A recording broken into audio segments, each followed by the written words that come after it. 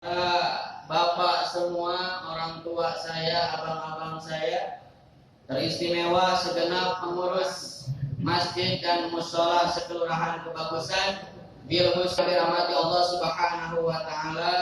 Alhamdulillah, di pagi hari yang berbahagia ini kita bisa berjumpa, sama-sama duduk di tempat yang istimewa yang merupakan bagian dari taman surga. Mudah-mudahan duduknya kita dalam rangka memperdalam ilmu agama dicatat sebagai pahala yang berlipat ganda, menjadi wasilah diampuninya segala dosa. Allah permudah segala urusan kita, Allah kabul segala hajat kita, dipermudah kita ke surga. Man salaka tariqan yaltamisu fihi ilman syahalallahu lahu tariqan ila jannah. Baik para bapak yang mulia, dalam rangka momentum kemerdekaan Negara Kesatuan Republik Indonesia, sekali merdeka tetap merdeka.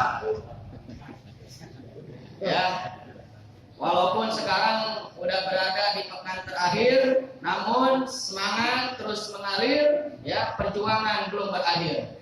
Tabarukan dari semangat kemerdekaan, kami mengangkat surah An-Nasr, ya, yang memiliki arti pertolongan Indonesia merdeka sebagaimana diabadikan dalam preambul pembukaan Undang-Undang Dasar Alinea ketiga atas berkat rahmat Allah yang maha. Berarti hakikiahnya adalah pertolongan Allah. Bismillahirrahmanirrahim. Surah An-Nasr Madaniyah. Ini surah disebut sebagai surah Madaniyah. Walaupun diturunkannya di Mekah pada saat haji wada. Ya, tapi ini surah disebut sebagai surah Madaniyah karena diturunkan setelah hijrah. Salah satu ayat terdiri dari 3 ayat. Bismillahirrahmanirrahim. Idza jaa nasrullah. Apabila telah datang pertolongan Allah, Nabi sallallahu alaihi wasallam, yaitu pertolongan Allah kepada baginda Nabi Muhammad sallallahu alaihi wasallam ala a'da'i, beserta para tentaranya yang mendominasi. Wal fath, dan kemerdekaan, ya, atau terbukanya. Di sini ayat Fathu Makkah, yaitu pertolongan Allah kepada baginda Nabi beserta para sahabat berupa Fathul Makkah, ya, kemerdekaan kota Makkah. Disebut dengan Al-Fathu atau pembukaan, ya, dalam artian lain penaklukan, karena biasanya di setiap kota memiliki benteng pertahanan. Ya, ada pintu besar, ada gerbang. Kalau gerbang pintu pertahanan itu terbuka, bisa diterobos, berarti kota itu ditakluk. Makanya disebut dengan Fathul Makkah. Wa ra'aitan nasa yadkhuluna fi dinillahi afwaja. Dan kamu melihat, ya, orang-orang masuk fi dinillah, pada agama Allah, al-Islam, yaitu adalah inna dina indallahi Islam. Ini harus kita yakini, satu-satunya agama yang diridhoi Allah adalah Islam. Jadi tidak ada lagi pernyataan semua agama adalah kalau semua ajaran agama baik kita setuju, tapi kalau semua agama benar kita keliru. Mendingan keliru, mendingan setuju. Yang mana mereka masuk Islam afwajan, secara berbondong-bondong, jamaatun alias berduyun. Kapan tuh? Nah, setelah dapat pertolongan Allah, setelah Fathul ba'da makana yadkhulu fihi wahidun. Yang mana sebelumnya, sebelum Fathul Makkah, yang masuk Islam itu atu-atu, ya, sendiri-sendiri baik.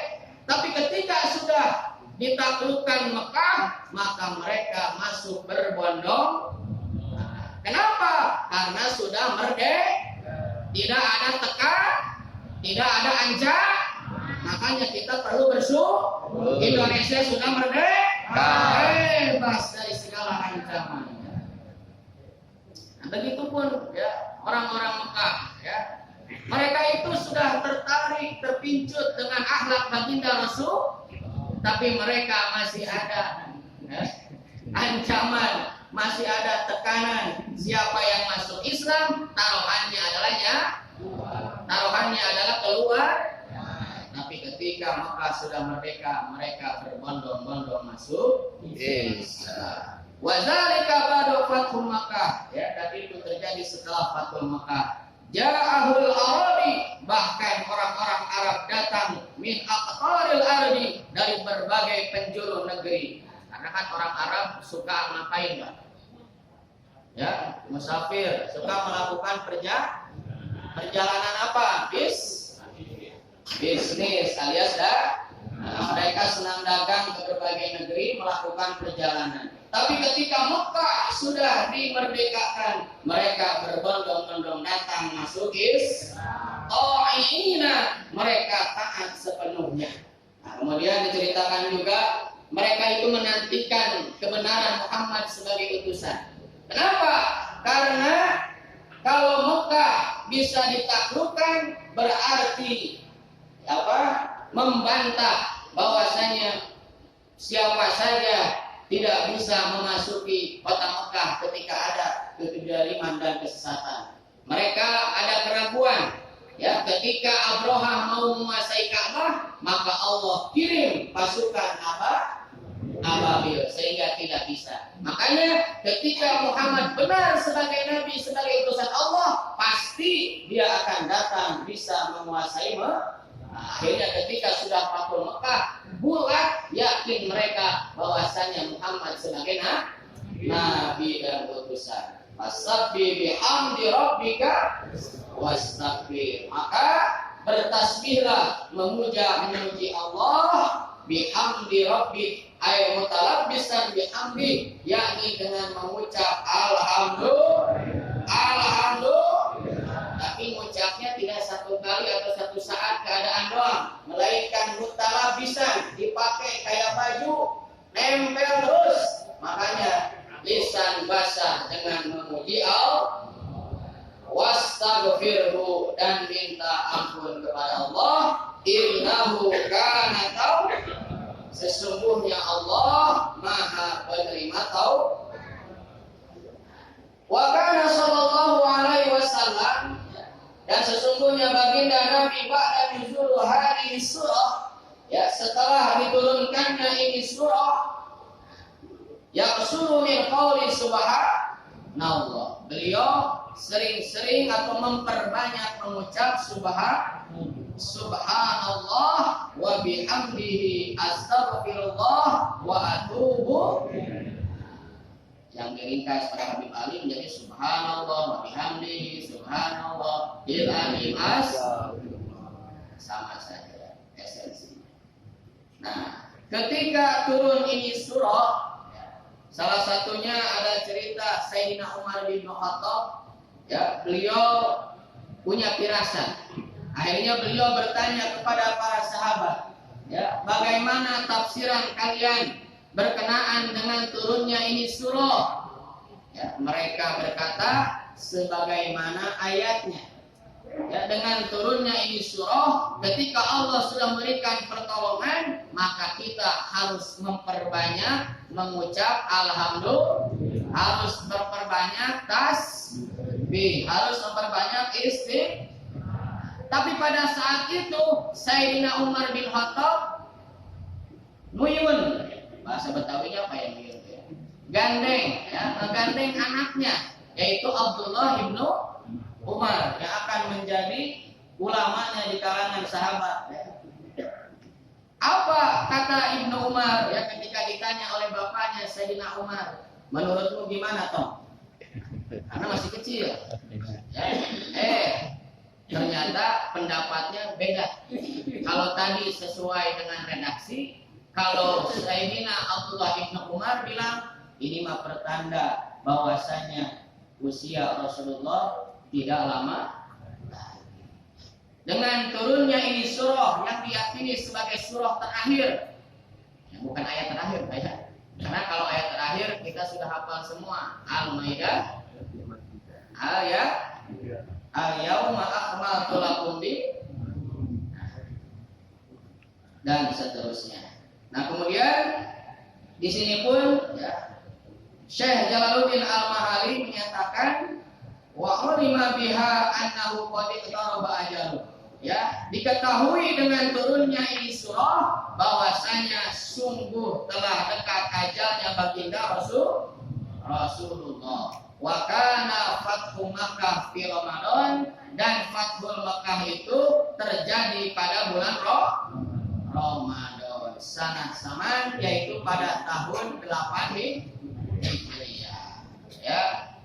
Ini sama dengan Indonesia yaitu pada tanggal 17 Agustus bertepatan dengan bulan Ramadan tanggal 9. Waktu Nabi sallallahu alaihi wasallam begitu pun Rasulullah tinggal di Rabiul Awal sanah asyar, yaitu pada bulan Rabiul Awal di tahun 10 Hijriah. Ya, berarti jaraknya berapa tahun? Nggak nyampe, ya. Karena kalau melihat bulan Ramadan bulan ke-9, kemudian Rabiul Awal bulan ke-3, berarti kurang lebih 1,5 tahun setelah Fathul Makkah, Rasulullah Shallallahu Alaihi Wasallam dipanggil oleh Allah Subhanahu Wa Taala. Demikian, wallahu a'lam bishawab. Mudah-mudahan ada kemanfaatan. Kurangnya pasti nanti dilengkapi oleh Gurunda Ki Haji Taufik Hidayatullah MA. Wa'alaikum minkum. Wassalamualaikum warahmatullahi wabarakatuh.